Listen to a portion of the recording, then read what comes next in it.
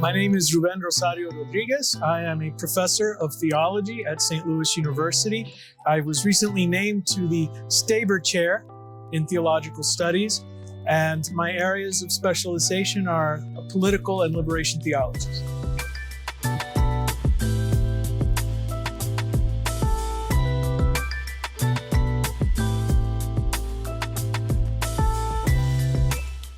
The book Theological Fragments is really my attempt to reach my students, to reach this new generation. I've been teaching almost 20 years, and I was finding myself more and more unable to connect with the younger Gen Z students. And so one of the things I came to realize is many of them don't have a churched upbringing.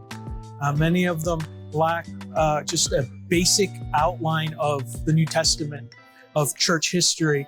And I realized that giving them mountains of assignments and readings was not a way of reaching them. And it occurred to me that if I met them where they are at existentially, where they live their life day to day, and identified those challenges and issues that they're dealing with as young people, looking ahead to their lives, I could then offer what I call fragments of theology to help them recognize that the Christian tradition isn't just the church and its institutions, but it's a rich, living, spiritual fount of wisdom and knowledge.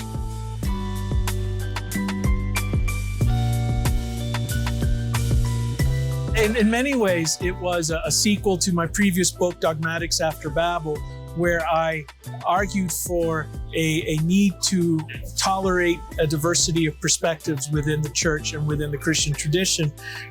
One of the reviewers criticized me because they said that I hinted at a new way of doing theology, but I never got to doing it. And so this book is my attempt to write not a comprehensive systematic theology that addresses every area of belief, but rather recognizing that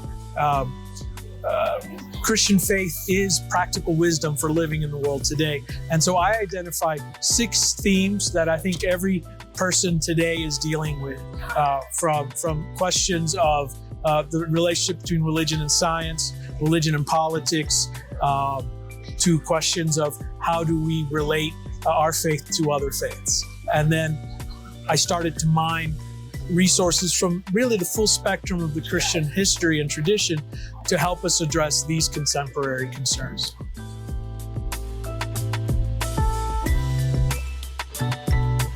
All of my books begin either in the classroom or in a parish setting.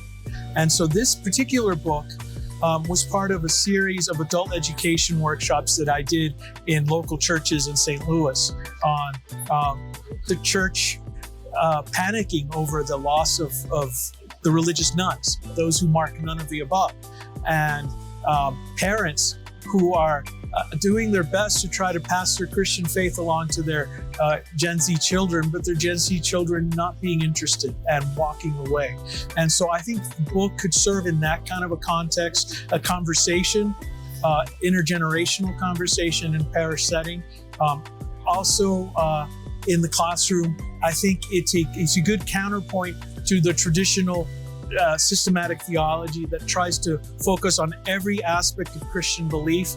I flip it. I begin with the lived existential reality, right, the experience, and then look for systematic points within the Christian tradition that could address those concerns. So it's not comprehensive, it's not total. The fragments is in the title itself, right? But I think in the long run, it is a more effective way. I jokingly called it an anti-apologetics, right? I'm not trying to demonstrate the superiority or truth of Christianity. I am, however, hoping you'll find something here that will grab you, make you question your own preconceptions, and maybe rethink the Christian tradition.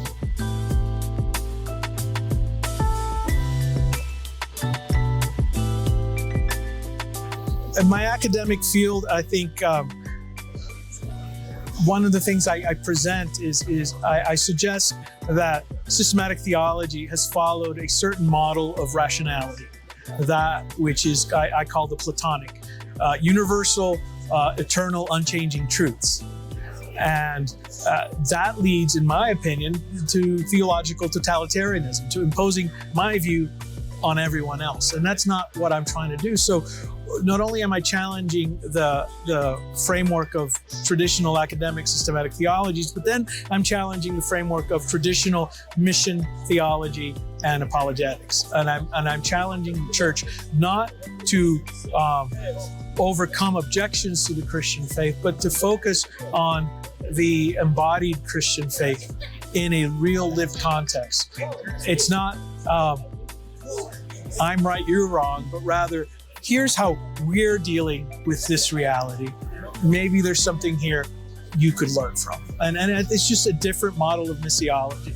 I don't know how well it will be received, but we can't keep doing what we've been doing because we're just bleeding members left and right. So as far as learners in the classroom, my biggest frustration with this youngest generation of college-age students, 17, 18, 19-year-olds, is that they have in their minds a certain conception of what the Christian faith is, especially in the U.S. context, that it is a rigid, doctrinaire, top-down, conservative, even reactionary institution.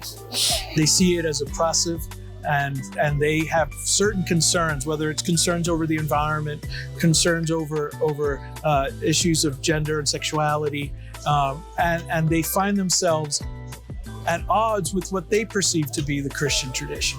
So if the book accomplishes anything, I'm hoping it will get them to realize that that's one little corner of the Christian mosaic. Here's this whole breadth of Christian history and lived versions of that faith that have other things to say on these matters. I have a colleague, shall remain nameless, but who comes from a more evangelical wing of the Christian faith. And he compared what I was doing to leaves blowing in the wind. And I said, no, it's not a zero-sum game, right? Just because I suggest that all truths are local and contextual does not mean that there is no truth, not even any truth with a capital T, but it means that no one tradition, culture, system owns that truth, right? And therefore we should approach it with a methodological humility.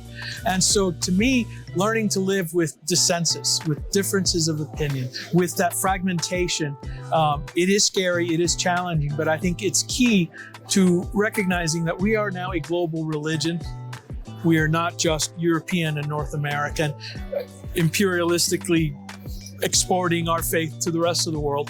But we are now part of a global community and need to recognize that we're one voice among many. And within Christianity, whatever tradition we represent, I'm a Reformed Presbyterian theologian, and that's obvious to anyone who knows me.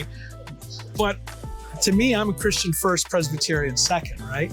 And then more importantly, I'm a human first, then a theologian. And I think theologians are afraid of that uncertainty, afraid of that open-endedness. And I want to suggest that there's something in the very act of revelation by emphasizing the hiddenness of God, the mystery of God, that is meant to keep us unsteady, uncertain, and open to the work of the Spirit, to changing when we get things wrong.